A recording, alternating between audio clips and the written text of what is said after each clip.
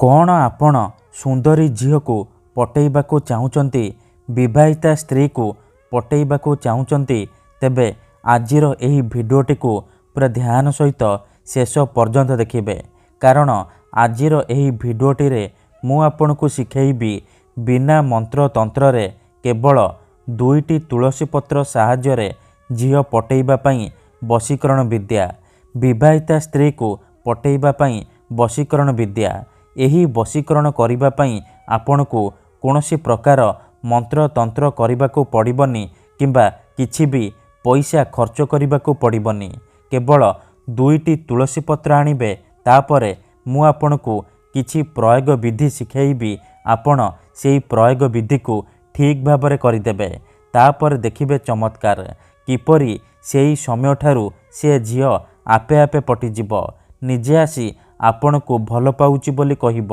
विवाहिता स्त्री निजे फोन करिकी घर को डाकिब आपणकर सबु इच्छा पूरण करिब। नमस्कार फ्रेंड्स, ओडिया फंडा चैनल को आपण मानकु स्वागत। जदि आपण केउ झियो को मने मने भल पाउचंती किंतु जेते चेष्टा कले मध्य ताको पटेई पारुनाहांती ताको निजर मन कथा कहिबाकू डरुचंती आउ आपण चाहूचंती कि से झियो निजे आसी आपण को भल पाउची बोली कहू तेबे आजिर एही भिडियोटी आपणकर इच्छा को पूरण करिबो कारण आजिर एही भिडियोटी रे मु आपणक पई आमर तंत्र शास्त्ररू एमिति एक प्रचंड महाशक्तिशाली वशीकरण नहीं आसीची जहाकू आपण करिदेले झियो पटेई पारिबे विवाहिता स्त्री को पटेई पारिबे केवल दुईटी तुलसी पत्र साहाय्य रे।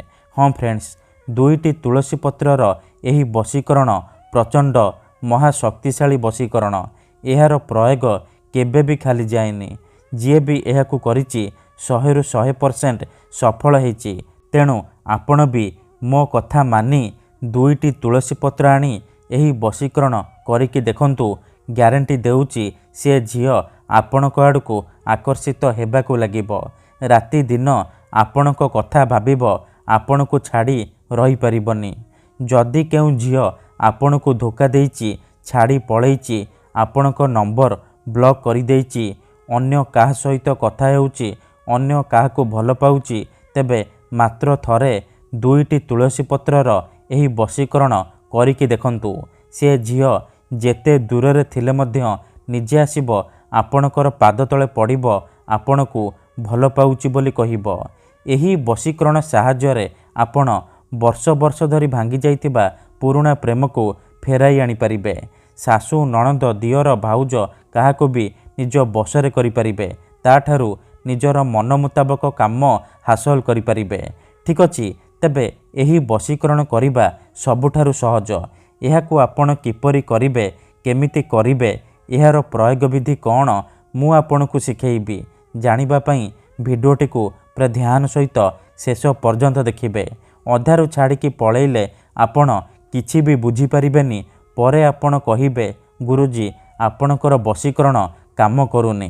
देखंतु जेउपरि आपण भगवान को मानुचंती भगवान को उपरे विश्वास रखिचंती निजर सबु दुख कष्ट असुविधा भगवान को जणाउचंती जदि से असुविधार समाधान न हैला तार माने नुहे कि भगवान नाहांती सेहीपरि तंत्र मंत्र हुए वशीकरण काम करे किंतु एहाकू आपणकू सिद्ध करिबाकू पड़िबो प्रयोग विधि को ठीक भाबरे करिबाकू पड़िबो मु आपणकू जेमती शिखेइबी आपणकू ठीक सेहीपरि करिबाकू पड़िबो तेबे जाई मु आपणकू ग्यारंटी देउची आपण जेते सुंदरी झियो को चाहिबे पटेई पारिबे पड़िसा घर सुंदरी भाउज को पटेई पारिबे ताठारू निजर मन मुताबक काम हासिल करि परिबे।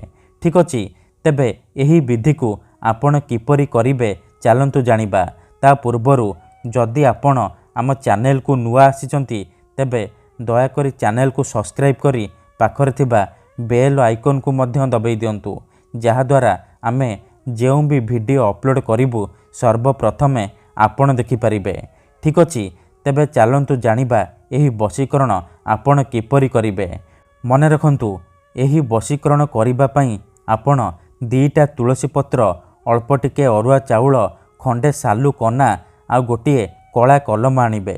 ଏତିକି ଜିନିଷ ଆଣି ସାରିବା ପରେ କୌଣସି ଏକ ଜାଗାରେ ବସି ପଡ଼ିବେ ଯେଉଁଠାରେ ଆପଣଙ୍କୁ କେହି ଦେଖିବେନି କିମ୍ବା ଡାକିବେନି। ତାପରେ ଯେଉଁ ସାଲୁକନା ଆଣିଛନ୍ତି ନାଲି ରଙ୍ଗର ସାଲୁକନା ତା ଉପରେ ଅରୁଆ ଚାଉଳକୁ ରଖିବେ। ଆଉ ଯେଉଁ 2ଟା ତୁଳସୀ ପତ୍ର ଆଣିଛନ୍ତି ଗୋଟିଏ ତୁଳସୀ ପତ୍ରରେ ନିଜର ନାମ ଲେଖିବେ, ଆଉ ଗୋଟିଏ ତୁଳସୀ ପତ୍ରରେ ଆପଣ ସେ ଝିଅ ବା ସ୍ତ୍ରୀର ନାମ ଲେଖିବେ ଯାହାକୁ ଆପଣ ପଟେଇବାକୁ ଚାହୁଁଛନ୍ତି। ତାପରେ ସେ ତୁଳସୀ ପତ୍ରକୁ ଅରୁଆ ଚାଉଳ ଉପରେ ରଖିଦେବେ। ଏତିକି କରିସାରିବା ପରେ ସେ ନାଲି ସାଲୁକନାକୁ 3ଟି ଗଣ୍ଠି ପକେଇକି ବାନ୍ଧିଦେବେ। ସିଏ ଗୋଟିଏ ପୁଟୁଳି ହେଇଯିବ। ସେ ପୁଟୁଳିକୁ ଆପଣ 2 ହାତରେ ବନ୍ଦ କରିକି ଧରିବେ ଆଉ ଆଖି ବନ୍ଦ କରିକି ସେଇ ଝିଅ ବା ସ୍ତ୍ରୀକୁ ମନେ ମନେ ଭାବିବେ। ତାର ମୁହଁକୁ ନିଜ ମନରେ ଭାବିବେ।